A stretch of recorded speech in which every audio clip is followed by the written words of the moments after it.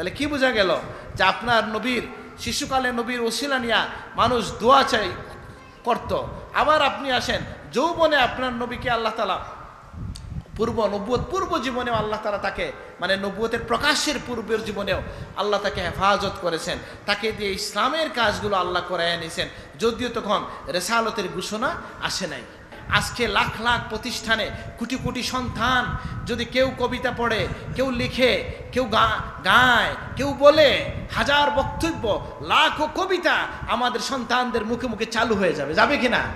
আপনি যখন কালেমা পড়েন, আল্লাহর উপর ঈমান আনেন, তখন সেই কালেমার মধ্যে, ঈমানের কালেমায় নবীর নাম আছে কি নাই? বলেন লা ইলাহা মুহাম্মাদুর রাসূলুল্লাহ।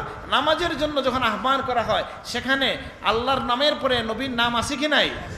ইয়া খাফিয়াল লুৎফে আদরিকনি বিলুৎফিকাল খাফি, হে গোপনে দয়া করনেওয়ালা, তোমার গোপন দয়া দিয়ে আমাকে ধরো, মাফ করো। সুবহানাল্লাহ। কেন? বলে আল্লাহর কাছে এটা আপনি চাই। দেখুন, বলেন যদি এইভাবে আয় প্রকাশ হওয়া শুরু হইতো, তাহলে কয়জন বাবা আছে ছেলের সামনে মুখ দেখাইতে পারতো? আমার কোনো ভাইয়ের মনে এই প্রশ্ন আসছে কি না? বলে আবু তালেব তো ইমানের উপর মারা যান নাই, হাদিস শরীফে আসছে। তাইলে আবু তালিবের কবিতা দিয়ে আপনারা গৌরব কেন করেন? বুঝেননি? এখন তো যদি কেউ কাফের হয়, তো কাফের কি বলছে এটা আপনার আমার কি আসে যায়? বলে আপনি জানেন না, এটাও এখন আর আবু তালেবের কথা থাকে নাই, এটা সাহাবীর কথা, রসুল্লাহর একরার স্বীকৃতি পাইয়া এটা হাদিস হয়ে গেছে। সুবহানাল্লাহ। বলবো, ঘটনা বলবো আমি, শুনেন। একদিন আসছেন আল্লাহ রসুলের কাছে মদিনার বাসী, ইয়া রাসূলুল্লাহ, আমরা তো কাহাত অনাবৃষ্টিতে শেষ হয়ে যাচ্ছে, আপনি একটু দোয়া যদি করতেন বৃষ্টিটা আসতো। আল্লাহর নবী মিম্বরে ছিলেন, নবীজি দোয়া হাত তুলছেন, সাথে সাথে মেঘ ডাক শুরু করছে, বৃষ্টি শুরু হয়ে গেছে। বৃষ্টি যখন হইছে, বৃষ্টি হইতে হইতে নবীজি মিম্বরে থাকা অবস্থায় একজন দৌড়ে আসছে, ইয়া রাসূলুল্লাহ আল গারাক আল গারাক, ডুবে গেলাম ডুবে গেলাম, আপনি দোয়া করেন যেন আমরা ডুবে না যাই, বৃষ্টি যেন আল্লাহ থামায়। সুবহানাল্লাহ। আল্লাহ নবী পড়লেন আল্লাহুম্মা হাওয়ালাইনা ওয়ালা আলাইনা, আল্লাহ আমাদের আশেপাশে নিয়ে যান বৃষ্টি। তখন বৃষ্টি থেমে গেল, আর নবীজি খুব হাসলেন, নবীজির দাঁত মুবারক দেখা গেল। তখন তিনি বললেন হাল্লা আবা তালিব, হায় হায়, আজকে যদি আবু তালেব জীবিত থাকতেন। তখন আলী রাদিয়াল্লাহু আনহু বললেন, অথবা আব্বাস রাদিয়াল্লাহু আনহু বললেন, ইয়া রাসূলুল্লাহ, আপনি কি ওই কবিতার কথা স্মরণ করছেন যে কবিতার মধ্যে কি বলছিলেন? আবু তালিব বলছেন ওয়াবিয়াদু ইউসতাসকাল গামাম বিওয়াজহিহি শিমালুল ইয়াতামা ইসমাতুন লিল আরামিলি। তাইলে বোঝা গেল যে রাসূলুল্লাহর সামনে সাহাবী এই কবিতা পড়লেন, নবীজি স্বীকৃতি দিলেন। তার মানে নবীজি বললেন, আমার চাচা যে বলছিলেন আমার চেহারার কারণে বৃষ্টি আসে, আলহামদুলিল্লাহ আজকে তো বৃষ্টি আসছে, যদি আবু তালিব এটা দেখতেন। সুবহানাল্লাহ। তাহলে কি বোঝা গেল যে আপনার নবীর শিশুকালে নবীর ওসিলা নিয়া মানুষ দোয়া চাই করত। আবার আপনি আসেন যৌবনে আপনার নবীকে আল্লাহ তাআলা পূর্ব জীবনেও আল্লাহ তাআলা তাকে মানে নবুয়তের প্রকাশের পূর্বের জীবনেও আল্লাহ তাকে হেফাজত করেছেন, তাকে দিয়ে ইসলামের কাজগুলো আল্লাহ করায় নিয়েছেন, যদিও তখন রেসালতের ঘোষণা আসে নাই। তো তাইলে কি বোঝা গেল যে আমার নবীর পূর্ণ জীবনটাই পুত পবিত্র। তা আমি আসলে একটু নোট নিছিলাম আপনাদের সামনে, দু একটি কথা বলার জন্য একটা দুটো পৃষ্ঠা নিয়ে আসছিলাম, হয়তো এখন আর পারবো না, যে কারণে বলছিলাম যে আসেন আমরা এই জায়গায় আসি যে আল্লাহর নবীর উম্মত হওয়ার কারণে আমরা কে কি ফজিলত পাইলাম, একটু জানতে মন চায় না?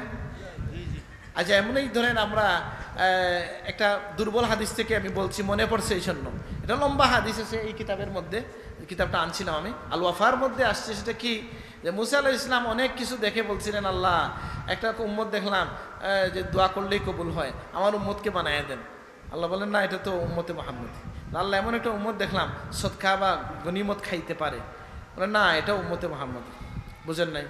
আগের যুগে গনিমত খাওয়া যাইত না, ওইটা বাইতুল মালে জমা দিত হইতো পুরোনোটা, আর যেটা কুরবানি দেওয়া হইতো আল্লাহর নামে, এটার গোশত খাওয়া যাইতো না, এটাও রেখে দিতে হইতো। বুঝেন নাই? মানে এমন একটা উম্মত কুরবানি দিয়ে আল্লাহর নামে গোশত খায় নিজে, তারপরে সব হয়। সুবহানাল্লাহ। ফজিলত পাইছেন কিনা? আল্লাহ বলেন তিলকা উম্মাতু মুহাম্মদ, এটা তো উম্মতে মুহাম্মদের। আল্লাহ এমন একটা উম্মত দেখলাম যে তারা গুনাহ করে যদি চোখের পানি ফেলে সাথে সাথে মাফ হয়ে যায়, ক্ষমা চাইলেই শেষ। বলে আল্লাহ আল্লাহ বলে এটাও তো উম্মতে মুহাম্মদী। এইভাবে অনেক ফজিলতের কথা সব মনে আসতেছে না, বলতেছিও না আমি, লম্বা হাদিস, 1.5 পৃষ্ঠার হাদিস। তিনি বললেন যে আল্লাহ এত ফজিলত যখন তিনি দেখলেন, মানে আল্লাহ ইজআলনি মিন উম্মতে মুহাম্মদ, তাহলে আমার উম্মতে মুহাম্মদী বানায় দাও। তখন আল্লাহ বললেন ইয়া মূসা ইন্নী ইসতাফাইতুকা আলান নাসি বিরিসালাতি ওয়া বিকালামি ফাখুয মা আতাইতুকা ওয়া কুম মিনাশ শাকিরিন। হে মূসা, আমি তোমাকে রিসালতের দ্বারা বাছাই করে নিয়েছি, তোমার সাথে কথা বলেছি, সুতরাং আমি যেটা দিছি এটা নিয়ে সন্তুষ্ট থাকো। তিনি বললেন রাদিতু ইয়া রব, ঠিক আছে আল্লাহ। এই জন্যই আমরা মিলাদে বলি নবী না হয়ে দুনিয়ায়, জানেন কি ব্যাপার, মিলাদ শুরু পড়া হয় না? বলেন নবী না হয়ে দুনিয়ায়, না হয়ে ফেরেশতা খোদার, হয়েছি উম্মত তোমার, তার তোরে শুকর 1000 বার কোটি বার আলহামদুলিল্লাহ। তা আপনি আপনার হাবিবের উম্মত হইয়া কি পাইছেন? বলে আল্লাহ তাআলা আমাদেরকে সম্মান দিয়েছেন কিয়ামতের ময়দানে, রাজ সাক্ষী আমরা উম্মতে মুহাম্মদী। আল্লাহ বলছেন ওয়াকাযালিকা জাআলনাকুম উম্মাতান ওয়াসাতান লিতাকুনু শুহাদা আলান নাস, আগের যুগের উম্মতের জন্য আমি তোমাদেরকে কিয়ামতের ময়দানে সাক্ষী হিসাবে নিয়ে আসবো। সুবহানাল্লাহ। বুখারী শরীফে আসছে লম্বা ঘটনা, যে নবীগণ যখন বলবেন আমরা পৌঁছাইছি, উম্মত বলবে আমরা কিছু জানি না, পাই নাই, কোনো নবী আসে নাই, কিতাব আসে নাই। তা আল্লাহ বলবেন তোমাদের সাক্ষীকে উম্মতে মুহাম্মদী, উম্মতে মুহাম্মদী আনা হবে, তারা সাক্ষী দিবেন। ওরা অস্বীকার করবে, কীভাবে তারা সাক্ষী দেয়? তারা তো ছিল না।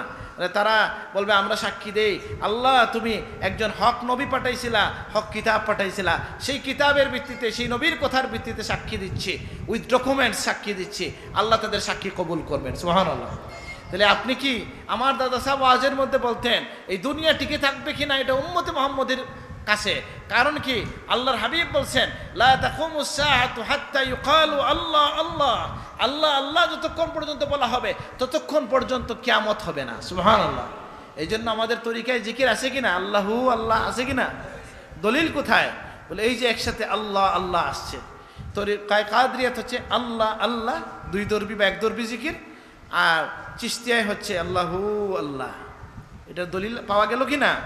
আচ্ছা, তাহলে আমাদেরকে আল্লাহ তাআলা কি করেছেন? যে আমাদেরকে আল্লাহ তাআলা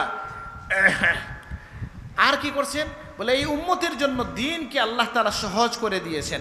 আল্লাহ বলছেন ইউরিদুল্লাহু বিকুমুল ইউসরা ওয়ালা ইউরিদু বিকুমুল উসরা, আল্লাহ তোমাদের জন্য সহজ চান, কঠিন চান না। নবীজি বলছেন বাশশিরু ওয়ালা তুনাফিরু ইয়াসসিরু ওয়ালা তুআসসিরু, শুভ সংবাদ দাও, ভয় দেখাইও না, সহজ করো, কঠিন করো না। আমার নবীর আখলাক ছিল, আম্মাজান বলেন, 2টা কঠিন বিষয় আসলে এর মধ্যে আহওয়ান যেটা, সহজ যেটা, তিনি সেটা গ্রহণ করতেন। কেন? রাহমাতান ওয়া শাফকাতান লিউম্মাতিহি, তার উম্মতের জন্য যেন সহজ হয়ে যায়। সুবহানাল্লাহ। তাহলে এই দিনটা সহজ না কঠিন? সহজ কিভাবে? বলে আল্লাহ আমার নবীকে দিয়ে কি করছেন? যে উম্মতদেরকে কোনো ফজিলত যেটা দেওয়া হয় নাই, নবীজি বলছেন 5টা জিনিস খাসভাবে আমাকে দেওয়া হয়েছে। নুসিরতু বির-রুবি মাসিরাতা শাহরিন, আমাকে 1 মাসের দূরের পথ থেকে শত্রুরা ভয় করে। আর জুইলাত লিয়াল আরদু মাসজিদান ওয়া তাহুরা, জমিনকে আমার জন্য, আমার উম্মতের জন্য, আমার জন্য মসজিদ বানিয়ে দেওয়া হয়েছে। মানে দুনিয়ার যে কোনো প্রান্তে। আগের যুগে উম্মতের বৈশিষ্ট্য ছিল, বিধান ছিল যে তারা তাদের ইবাদত গাহের বাইরে যদি ইবাদত করে সেই ইবাদত কবুল হবে না। আর আপনার জন্য আল্লাহর হাবিবের উসিলায় দুনিয়ার যে কোনো পাক মাটিতে দাঁড়ায় আপনি আল্লাহু আকবার বলে নামাজ পড়বেন, কবুল হবে। ওয়াজুইলাত লিয়াল আরদু মাসজিদান ওয়া তাহুরা, মাটি দিয়ে পবিত্রতা অর্জন করা, এটা বুদ্ধিতে আসে? আল্লাহ এটাও কবুল করছেন। পানি পাও না, অসুস্থ হইছ, মাটি দিয়া গোসা দাও, আমি তোমাদের পবিত্র হিসাবে ধরে নেব। সুবহানাল্লাহ। তাইলে এই দিনকে সহজ করে দিয়েছেন আমাদের জন্য। এই নবীর বৈশিষ্ট্য আল্লাহ বলতেছেন কি? যে আল্লাযীনা ইয়াত্তাবিউনা আন-নাবিয়্যাল উম্মিয়্যাল্লাযী ইয়াজিদুনাহু মাকতুবান ইনদাহুম ফিত-তাওরাতি ওয়াল ইনজিল ইয়া'মুরুহুম বিল মা'রুফ ওয়া ইয়ানহাহুম আনিল মুনকার ওয়া ইয়াদাউ আনহুমুল ইসরা ওয়াল আগলাল আল্লাতী কানাত আলাইহিম। হাফিজ সাহেব আসেননি? কেউ আসেননি? হাফিজ সাহেব কেউ? আয়াত ঠিক আছে না? এটা হইছে নি? তাইলে এখানে আল্লাহ বলছেন ওয়া ইয়াদাউ আনহুম ইসরাহুম ওয়াল আগলাল আল্লাতী কানাত আলাইহিম, যে আগে থেকে তাদের উপর যে অর্গল ছিল, বোঝা ছিল, এই নবীর উসিলায় এটা দূর করে দিয়েছি আমি। সুবহানাল্লাহ। কি ছিল? বলে আগের যুগের বিধান ছিল। কেমন? বলে আল্লাহর হাবিবের আগে বনি ইসরাইলের একটা বিধান ছিল যে তোমরা যদি গুনাহ করো, তওবার পদ্ধতি আল্লাহ বলে দিচ্ছেন কি? ফাতুবু ইলা বারিইকুম ফাকতুলু আনফুসাকুম, রবের কাছে তওবা করো, নিজে নিজেকে হত্যা করো বা একে অন্যকে হত্যা করো। তওবার বিধান ছিল কঠিন, হত্যার মধ্য দিয়ে তওবা, একজন আরেকজনের কল্লা কাটবে অথবা নিজে নিজেকে কাটবে, এটা ছিল তওবা। উম্মতে মুহাম্মদের তওবা কি? আল্লাহর হাবিব বলেন আত-তাওবাতু আন-নাদামাতু, তওবা হচ্ছে আমার উম্মত যদি গুনাহ করে, পাহাড় সম গুনাহ করে লজ্জিত হয়ে যায়, এক ফোঁটা চোখের পানি চলে আসে, মনে মনে লজ্জিত হয়, আল্লাহ তাকে মাফ করে দেন। তাহলে আপনার জন্য তওবাটা সহজ না কঠিন হলো? আলহামদুলিল্লাহ, আল্লাহ তাআলা আমাদেরকে সহজ করে দিয়েছেন। আর কি বলে? গনিমতকে হালাল করে দিয়েছেন। ফাকুলু মিম্মা গানিমতুম হালালান তাইয়্যিবা, আল্লাহ আমাদের জন্য গনিমতকে হালাল করছেন, তাদের জন্য এটা হারাম ছিল। আগের যুগে বিধান ছিল যে ময়লা যদি কোনো কাপড়ে লেগে যায়, বনি ইসরাইলের সময়, তো এই কাপড়টা কেটে ফেলতে হবে, ধুইলে হবে না। আপনার নবীর জন্য এটা সহজ করে দেওয়া হয়েছিল। বনি ইসরাইলের একটা সময় এরকম বিধান ছিল, কেউ যদি রাতের বেলা একটা গুনাহ করত, তাহলে দিনের বেলা তার দেয়ালের মধ্যে লেখা উঠত অমুকের ছেলে অমুক এই গুনাহ করছে। আল্লাহ আমাদের জন্য কি করেছেন? আল্লাহ সাত্তারুল উয়ুব, আমাদের আয়েবটা দেখে রাখেন, এমনকি কিয়ামতের ময়দানে সেই বান্দাকে আল্লাহ লজ্জা না দিয়ে মাফ করে দেন। সুবহানাল্লাহ। হাদিস পেয়েছি আমি, আল্লাহর হাবিব বলতেছেন যে আল্লাহ বলবেন সাতারতুহা আলাইকা ফিদ দুনিয়া ওয়া আনাল ইয়াউম আসতুরুহা আলাইকা ফিল আখিরা, আমি যেহেতু দুনিয়ায় তোমাকে লজ্জা দেই নাই, আখিরাতেও লজ্জা দিব না, তোমাকে গোপনে মাফ করে দিলাম। সুবহানাল্লাহ। আহা, এই জন্য আমার বড় চাচা একটা দোয়া পড়েন, বড় সাহেব, দোয়ার মধ্যে খানেকায় জাননি, খানেকায় বসা হয়নি, এখানে জিকির আজকার হয় কিনা জানি না আমি, সপ্তাহে মাসে এই যে মঞ্জুর আলী সাহেব আছেন, ধনপুরি সাহেব আছেন, এদের কাউকে আইনে পারলে জিকির করবেন। হাসান বসরি বলছেন 40 দিন যদি কেউ জিকিরের মজলিসে না বসে, তার দিলটা কি হয়ে যায়? পাথর হয়ে যায়, কাসওয়া হয়ে যায়, হ্যাঁ, শক্ত হয়ে যায়। তাহলে কি বলছিলাম যে আমার বড় চাচা প্রায় শুনছি একটা দোয়া পড়েন, অর্থ কি আমরা বুঝি? ইয়া খাফিয়াল লুৎফে আদরিকনি বিলুৎফিকাল খাফি, হে গোপনে দয়া করনেওয়ালা, তোমার গোপন দয়া দিয়ে আমাকে ধরো, মাফ করো। সুবহানাল্লাহ। কেন? বলে আল্লাহর কাছে এটা আপনি চাই। দেখুন বলেন, যদি এইভাবে আয় প্রকাশ হওয়া শুরু হইতো, তাহলে কয়জন বাবা আছে ছেলের সামনে মুখ দেখাইতে পারতো? বুঝলেন না কথাটা? তাদেরও তো কালো দিক থাকে, গুনাহ নাই এমন মানুষ আছে? আছে। আর নাস কুল্লুম খাত্তাউন ওয়া খায়রুল খাত্তাইন আত-তাওয়াবুন, সকল মানুষই গুনাহগার, কিন্তু আপনার হাবিবের কারণে, আল্লাহর হাবিবের কারণে আমাদের গুনাহগুলো লুকিয়ে রাখার বিধান আল্লাহ রেখে দিয়েছে। সুবহানাল্লাহ। যদি একবার মাফ চেয়ে নেয়, আল্লাহ তাকে গোপনে রাখছেন, গোপনে গোপনে মাফ করে দেন। আবার অনেক সময় নিজে থেকেই মাফ করেন। তাহলে এখন বেশি বেশি লুকাইয়া গুনাহ করতাম না কিতা? কিতার খেয়াল না, আল্লাহ আমাদেরকে ওয়াজারু যাহিরাল ইসমি ওয়া বাতিনা, আল্লাহ বলতেছেন প্রকাশ্য এবং বাতিনি গুনাহ তোমরা ছেড়ে দাও। আল্লাহ তুমি আমাদেরকে তৌফিক দান করো, আমিন। তাহলে আমাদের এই উম্মতের আরেকটা বৈশিষ্ট্য হচ্ছে যে সারা পৃথিবীকে নামাজের স্থান করে দেওয়া হয়েছে। জুইলাত লিয়াল আরদু মাসজিদাও ওয়া তাহুরা আইনামা আদরাকনি সালাত সাল্লাইত ওয়া কানা মিন ক্বাবলি, আমার আগে যারা ছিল তাদেরকে এই সুযোগটা দেওয়া হয় নাই। আবার আমাদের যে আন্না সুফুফ হাজ, এই উম্মতের প্রথম এই উম্মতের নামাজের কাতারকে ফেরেশতাদের কাতারের সাথে আল্লাহ তাআলা তুলনা করেছেন। আল্লাহর হাবিব এটাকে মিলাইয়া দিয়েছেন। সুবহানাল্লাহ। জুইলা সুফুফানা কা সুফুফিল মালাইকাতে আইফিস সালাত, নামাজে যে আমরা নামাজে দাঁড়াই, এটা ফেরেশতাদের কাতারের সাথে তুল্য। ওয়া জুইলাত লানাল আরদু কুল্লুহা মাসজিদা, নবীজি বলেন 3টা ফজিলত আমার উম্মতকে দেওয়া হয়েছে। আরেকটা হচ্ছে জমিনকে মসজিদ বানানো দেওয়া হয়েছে। ওয়া জুইলাত তুরবাতুহা লানা তাহুরা, আর এটার মাটিকে আমাদের জন্য পবিত্রতার বস্তু বানায় দেওয়া হয়েছে। ইসলাম নাজিদ আলমা, যখন আমরা পানি পাবো না তখন। তাইলে বোঝা গেল এই যে আমাদেরকে আল্লাহ তাআলা তার হাবিবের কারণে যে সম্মান, কিয়ামতের দিন আল্লাহ বলতেছেন এই উম্মতকে আল্লাহর পক্ষ থেকে সালাম দেওয়া হবে। সুবহানাল্লাহ। সালামুন কাওলাম মির রব্বির রহিম, রব্বির রহিমের পক্ষ থেকে তোমাদের প্রতি সালাম। সুবহানাল্লাহ। এইভাবে আল্লাহ তাআলা আমাদেরকে কি দিয়েছেন যে আমরা সাহরি খাই। বুঝেন কথাটা? সাহরি খাই, সাহরি খাই, এটা তো ইবাদত, জানেন কিনা? সাহরি খাইলে সওয়াব হয়, জানেন কিনা? তাসাহহারু ফাইন্না ফিহি লাকুম আল বারাকা, সাহরির মধ্যে বারাকা আছে, বরকত আছে। আরেকটা হাদিস আসছে, ইন্নাল্লাহা ওয়া মালাইকাতু ইউসাল্লুনা আলাল মুতাসাহহিরিন, সাহরি যে খায় আল্লাহ তার ফেরেশতারা তার জন্য দোয়া করেন, আল্লাহ তাকে দয়া করেন। সুবহানাল্লাহ। আমি খাইলাম আমার পেট ভালো রাখার জন্য, নাকি শরীর শক্ত রাখার জন্য, আর আল্লাহ কি করছেন বলে এর বিনিময়ে তার হাবিবের উসিলায় আমাদেরকে আল্লাহ তাআলা রহমতের সাথে স্মরণ করছেন। আমি সাহরি খাই রোজায় যাতে কষ্ট কম না হয়, না বুঝে এরকমও তো হয়। তা আপনি নিয়ত করে ফেলেন যে সাহরি খাবো বরকতের জন্য, সাহরি খাবো আল্লাহর পক্ষ থেকে সালাম ইসাল্লুন সালাত পাওয়ার জন্য। আল্লাহর সালাতটা ভিন্ন। আল্লাহর সালাত মানে কি? আল্লাহর সালাত হচ্ছে কি রহমতের সাথে আমাদেরকে স্মরণ করেন। কিয়ামতের দিন এই উম্মতের জন্য ছোট হবে। আল্লাহর হাবিব বলতেছেন ইয়াউমুন কানা আল্লাহ কোরআনে বলছেন কিয়ামতের কথা কি, যে কানা মিকদারুহু আলফা সানা, কিয়ামতের একটা দিন হবে কত বছরের মতো? 1000 বছরের মতো। 50 আলফা সানা, হ্যাঁ, তাহলে মিকদারু 50 আলফা সানা, 50,000 বছর হবে। এক দিনের সমান হবে কিয়ামতের একদিন দুনিয়ার 50,000 বছরের সমান। আর এই উম্মতের জন্য হাদিস শরীফে আসছে আল্লাহর হাবিব বলছেন ক্বালা ইয়াউমুল কিয়ামা আলাল মুমিনিন কাকদরে মা বাইনা যুহর ওয়াল আসর, এই উম্মতের জন্য মুমিনদের জন্য কিয়ামত হবে যুহর এবং আসরের মধ্যবর্তী সময়ের মতো সংক্ষেপ। সুবহানাল্লাহ।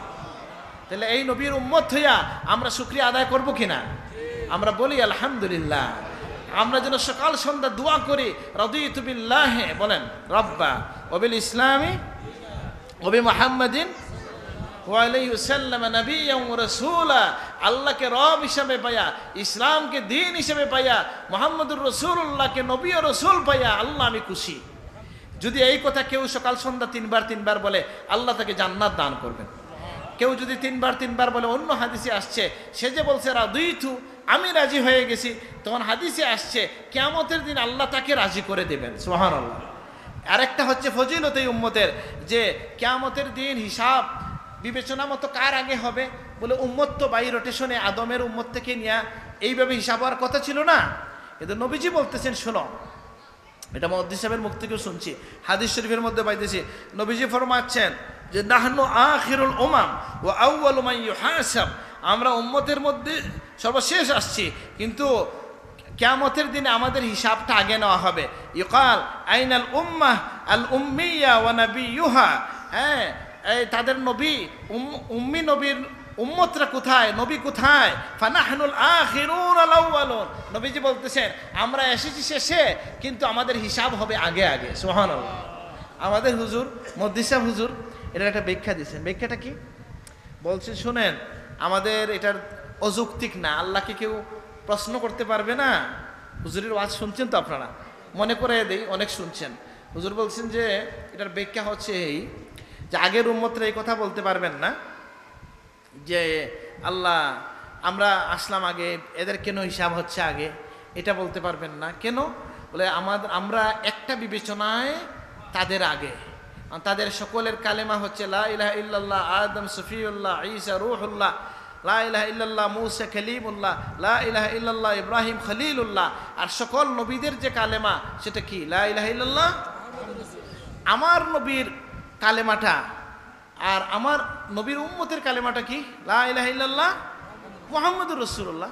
সুতরাং বোঝা গেল ইমানের বিবেচনায় আমরা প্রথম, এই জন্য আমাদের হিসাবটাও প্রথম। সুবহানাল্লাহ। তাহলে আমরা সেই নবীর উম্মত হতে পেরেছি, এই জন্য আমরা আল্লাহর শুকরিয়া আদায় করি আলহামদুলিল্লাহ।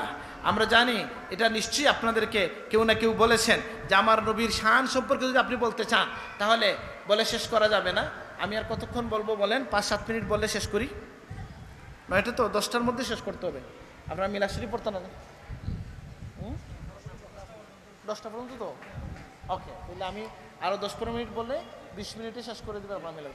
জি, তা আমি যেটা বলছিলাম, না তো যেটা বলছিলাম যে আমরা একথা যেন মনে রাখি যে আপনার রসুল হচ্ছেন সেই রসুল যে রসুলকে আল্লাহ তাআলা সম্মান দিয়েছেন সেই জন্ম থেকে নিয়ে, সেই সৃষ্টির আগে থেকে নবীকে যে সম্মান দিয়েছেন, নবীর উম্মতকে সম্মানিত করেছেন, আমরা সেই জন্য আল্লাহর শুকরিয়া আদায় করবো আলহামদুলিল্লাহ।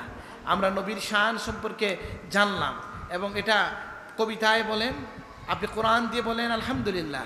বুঝেন না এই কথাটা? আহা, এতক্ষণ কি বললাম? নবীর শান কোরআন কারিমে আছে কি নাই?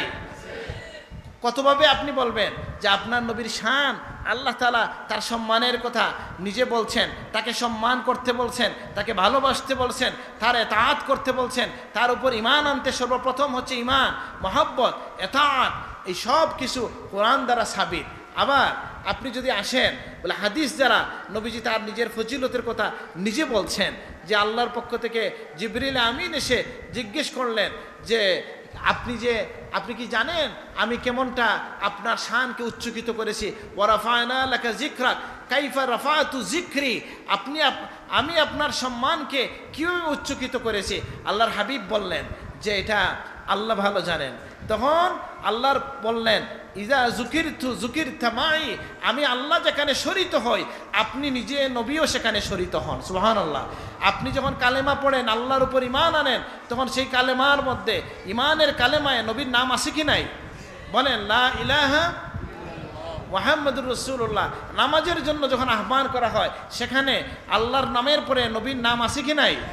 এই জন্য বলছেন নবীর কবি যিনি হাসান ইবনু সাবিত, দাম্মাল ইলাহু ইসমান নবী ইলা ইসমিহি ইযা ক্বাল আল মুআজ্জিনু ফিল খামসি আশহাদু, যে দেখো আল্লাহ কেমন সুন্দর করে নিজের নামের সাথে নবীর নাম মিলিয়ে দিয়েছেন। মুয়াজ্জিন যখন 5 ওয়াক্ত আযান দেয়, আশহাদু আল্লা ইলাহা ইল্লাল্লাহ, এরপরেই বলে আশহাদু আন্না মুহাম্মাদুর রাসূলুল্লাহ।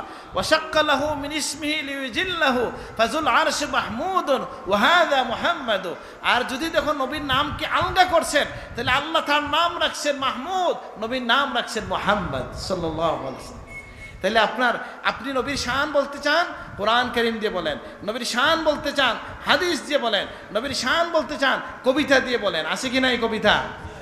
وأحسن منك لم تر قط عين وأجمل منك لم تلد النساء خلقت مبرأ من كل عيب كأنك خلقت كما تشاء। سبحان الله। নবীর সাহাবী বলতেছেন ইয়া রাসূলুল্লাহ, আপনার চেয়ে সুন্দর কোনো চোখ দেখেনি কিছু, আপনার চেয়ে সুন্দর কোনো মা দেয়নি কোনো শিশু। সুবহানাল্লাহ। আর আপনি এত সুন্দর, এত নিষ্কলঙ্ক আপনার দেহ অবয়ব, যেন আপনি যেমনটা বলছেন আল্লাহ সেভাবে বানাইছেন। সুবহানাল্লাহ। তাহলে এইভাবে আপনি যখন আমরা এই মিলাদুন নবীকে কাজে লাগাবো রসুলকে পাওয়ার জন্য, নবীর ইত্তেবায়ের জন্য, নবীর মহব্বত বৃদ্ধির জন্য, নবীর দাওয়াতটা পৌঁছানোর জন্য, মানুষের সামনে, অমুসলমানদের সামনে, বিধর্মীদের সামনে নবীর আদর্শ তুলে ধরার জন্য, আমার সন্তানকে আমি জীবনে কি করলাম বলে শিখাইলাম সারা জীবন আগডুম বাগডুম। কেন ভাই? সারা বছরে নবীর শানে 2টা লাইন শেখানো যায় না? বলে এই যায় বলতে কি উচিত? বলেন কি যায় না উচিত? উচিত হবে। এর সুন্নত কোথায়? বলে এটা সুন্নত হবে আনসারি সাহাবীদের থেকে আপনি পাবেন। আনসাররা তাদের ছোট ছোট বাচ্চাদের মুখে রসুলের শান তুলে দিয়েছেন, নবীর দোয়া নিছেন। নবী বলছেন আল আনসার, আনসার হচ্ছে দেশারি, আনসাররা হচ্ছে আমার ভিতরের পোশাক। সুবহানাল্লাহ। হুব্বুল আনসার মিনাল ঈমান, আনসারকে ভালোবাসা ইমানের অংশ। সুতরাং আনসাররা দোয়া নেওয়ার প্রথম পদক্ষেপ কি ছিল? দেশ খেস আত্মীয় স্বজন বিঠা মাটি ছেড়ে নবীজি যখন প্রথম আসছেন মদিনায়ে তৈবায়, তারা তাদের সন্তানদের মুখে নবীর শানে কবিতা উঠাইয়া দিয়েছেন, তালা আল বদরু আলাইনা মিন সানিয়াতিল ওয়াদাই। আপনি আসেন। আবার ওই যে আরেকটা ঘটনা আছে যে একদিন রাসূলুল্লাহ রাস্তা দিয়ে হেঁটে যাচ্ছেন, ওই যে বাচ্চাদের মনে ভালোবাসা শিখে রাখছে, তারা গেয়ে উঠছে। কিছু বালিকারা, ছোট্ট মেয়ে শিশুরা দেয়ালের উপর থেকে বলতে শুরু করছে, নাহনু মিন বানাতে বানুন নাজ্জারি ইয়া হাব্বাজা মুহাম্মাদুন মিন জারি। আমরা বনুন নাজ্জার গোত্রের মেয়েরা কত সৌভাগ্যবান, মুহাম্মাদুর রাসূলুল্লাহ আমাদের প্রতিবেশী হয়ে গেছেন। সুবহানাল্লাহ। রাসূলুল্লাহ থেমে গেলেন, তাদের দিকে ফিরে তাকাইলেন, বললেন আতুহবিবনানি, তোমরা কি আমাকে ভালোবাসো? ওয়াল্লাহু ইয়ালাম ইন্না কলবি ইউহিব্বুকুন্না, তোমরা আমাদের আওকামা কালাল ইসলাম, তোমরা জেনে রাখো আল্লাহ সাক্ষী আমার হৃদয়ও তোমাদেরকে ভালোবাসে। সুবহানাল্লাহ। তাহলে আমি বলতে চাই মদিনার শিশুরা নবীর শানে কবিতা বলে, যদি নবী তাদেরকে ভালোবাসেন, আজকে বাংলাদেশের এই প্রান্ত থেকে যদি কেউ নবীর শানে কবিতা বলে কোনো শিশু, সেই খবর রাসূলুল্লাহর কাছে পৌঁছবে কিনা? নবীজি বলছেন তুরাদু আলাইয়া আমালাকুম, তোমাদের আমল আমার কাছে পেশ করা হয়। সুবহানাল্লাহ। তাহলে আমরা চাই আমরা ইয়া নবী সালামু আলাইকা বলবো, আমার শিশু কি বলবে? তোরা দেখে যা, আমি না মায়ের কুলে বলবে নাকি? কে যে লিখতে পারে যে বক্তব্য দিতে পারে সে বক্তব্য দিয়ে নবীর কাছে যাবে, যে লিখতে পারে লেখার মধ্য দিয়ে যাবে, যে গজল গাইতে পারে গজলের মধ্য দিয়ে যাবে, যে বলতে পারে যে শুনতে পারে শোনার মধ্য দিয়ে যাবে, যাবে না? হাসান বিন সাবিত যখন কবিতা বলছেন সাহাবীরা শুনতেন কিনা, শ্রোতা ছিল কিনা? তাহলে শ্রোতা আছে, মুস্তামিঈন আছেন, বলনেওয়ালা আছেন, শুননেওয়ালা আছেন, লেখনেওয়ালা আছে, শ্বশুরা আছে, বড়রা আছে, সবাই মিলেই আমরা বলবো ইয়া নবী সালাম আলাইকা। এই জন্য আমি সবাইকে আহ্বান করব, ভাই আর আমরা যেন উম্মতের মধ্যে কোনো বিভাজন না নিয়ে আসি, আমরা সুযোগ হিসাবে নেই। আচ্ছা বলেন, একটা কথা আমাকে বলেন তো, বাংলাদেশের একটা ভালো একটা খারাপ দুইটা কথা বলবো। একটা হচ্ছে আমার এক স্যার ডক্টর নিজামী সাহেব আমাদেরকে বললেন, আমার স্যার বললেন আমাকে যে ওনাকে এক হেডমাস্টার অভিযোগ করলেন যে স্যার আমার স্কুলে প্রত্যেক বছরে পূজা হয়, ওই সরস্বতী পূজা বা এরকম কিছু আছে, পূজা আছে না, হয় তো অন্য ধর্মের এটা আমরা বাধা দেই না, চলে। আর আমার স্কুলে বাৎসরিক একদিন ছুটি আছে মিলাদুন নবীর, বুঝেন কথাটা। আর আমরা বছরের প্রথমে টাকাও কেটে রাখি, কয়েক লাখ টাকা জমা হয়ে গেছে, আর ছুটিও আছে। তো আমি আমার স্কুলের যিনি মোল্লা স্যার আছেন, মৌলবী স্যার আছেন, মৌলানা একজন থাকেন না, ওনাকে বলি যে হুজুর এই যে পূজা অর্পণা হয় অন্য ধর্মের, আমরা তো কোনো সুযোগ পাই না, একদিন সরকারি ছুটি আছে, টাকা পয়সাও আছে, নবীকে নিয়ে কিছু একটা করেন না। উনি বলছেন না, এটা করা যাবে না, এটা বেদাত। কিছু বলেন আপনারা? খুশি হয়েছেন না দুঃখিত হওয়ার মতো কথা? আচ্ছা বলেন ভাই, আজকে লাখ লাখ প্রতিষ্ঠানে কোটি কোটি সন্তান যদি কেউ কবিতা পড়ে, কেউ লিখে, কেউ গায়, কেউ বলে, হাজার বক্তব্য, লাখো কবিতা আমাদের সন্তানদের মুখে মুখে চালু হয়ে যাবে, যাবে কিনা? সুতরাং আমরা যেন আর কোনো টার্ম নিয়ে, ইস্তেলাহ নিয়ে, মুস্তালাহাত নিয়ে দ্বন্দ্ব না করি। ভালো না লাগে বলেন অন্য কিছু বলেন, রবিউল আউয়াল বলেন, নবী দিবস, কত কিছু বলা যায়। একটা কিছু করে নবীকে নিয়ে বসেন, সন্তানকে, ছাত্রদের কাছে, তরুণদের কাছে, শিশুদের কাছে যেন আমরা নবীকে নিয়ে যেতে পারি। নবীভাবে আমি বলতে চাইছিলাম, উম্মত হিসেবে আমাদেরকে আল্লাহ যে ফজিলতগুলো দিছেন, সব কথা তার বলা সম্ভব না, অগণিত ফজিলত আল্লাহ দিছেন। তো সেই নবী, যে নবীর আলোচনা উচ্চকিত করেছেন আল্লাহ তাআলা, আমরা সেটা তো বলে শেষ করতে পারবো না। আমরা আল্লাহর কাছে ক্ষমা চাই, নবীর দরবারে ক্ষমা চাই, যে আমাদের যত নুকসান আছে আল্লাহ যেন সেগুলো মাফ করে দেন, এই আয়োজনকে আল্লাহ কবুল করে নেন, আমিন। আমার কথা আমি এখানে শেষ করলাম। আসসালামু আলাইকুম। আমি দোয়া করি যাই সাল্লাল্লাহু আলা সাইয়্যিদিনা মাওলানা মুহাম্মদ ওয়া আলা আলিহি ওয়া আসহাবিহি ওয়াসাল্লাম। সাল্লাল্লাহু আলা সাইয়্যিদিনা ওয়া মাওলানা মুহাম্মদ ওয়া আলা আলিহি ওয়া আসহাবিহি। بلغ العلا بكماله كشف الدجى بجماله حسنت جميع خصاله صلوا عليه وآله. هو الحبيب الذي ترجى شفاعته لكل هول من الأهوال مقتحم. مولاي صل وسلم دائما أبدا على حبيبك خير الخلق كلهم. اللهم آمين. ربنا تقبل منا إنك أنت السميع العليم وتب علينا إنك أنت التواب الرحيم. ربنا ظلمنا أنفسنا وإن لم تغفر لنا وترحمنا لنكونن من الخاسرين. আল্লাহ আমাদের জিন্দগির তাও খাতা কসুরি মাফ করে দেন আল্লাহ। আজকের আয়োজনকে কবুল করে নেন ইয়া আল্লাহ। এই আয়োজনের সওয়াব আপনার হাবিবের কাছে পৌঁছে দেন ইয়া আল্লাহ। তামাম আম্বিয়া আলাইহিস সালাম, তাবিঈন, তাবে তাবিঈন, ইমাম মুজতাহিদ, উলামা, কুররা, ফুকাহা, মুহাদ্দিসিন, মুফাসসিরিন, তামাম জানের আউলিয়া কেরামের কাছে পৌঁছে আল্লাহ। এই তরফের তামাম মুর্দেগানের কাছে পৌঁছে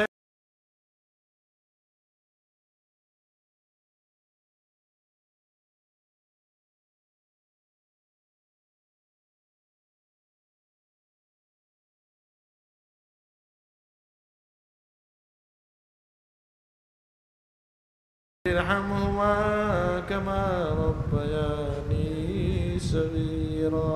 ইয়া আল্লাহ, আল্লাহ আমাদের পক্ষ থেকে লাখ কোটি দুরূদ ও সালামের দিয়ে আপনার হাবিবের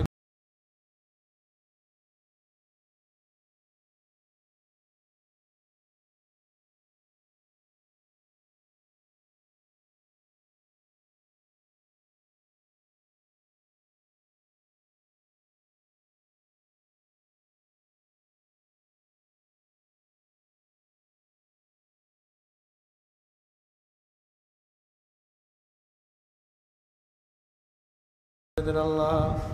সন্তান নিয়ে যারা পরীক্ষায় আছেন উদ্ধার করে দেন আল্লাহ। আল্লাহ আমাদের দেশ থেকে হেফাজত করেন, ভাই ভাই হিসেবে মিলেমিশে থাকার তৌফিক দান করেন আল্লাহ। ইয়া আল্লাহ গাজ্জার মুসলমানদেরকে সাহায্য করেন আল্লাহ। আল্লাহ আমাদের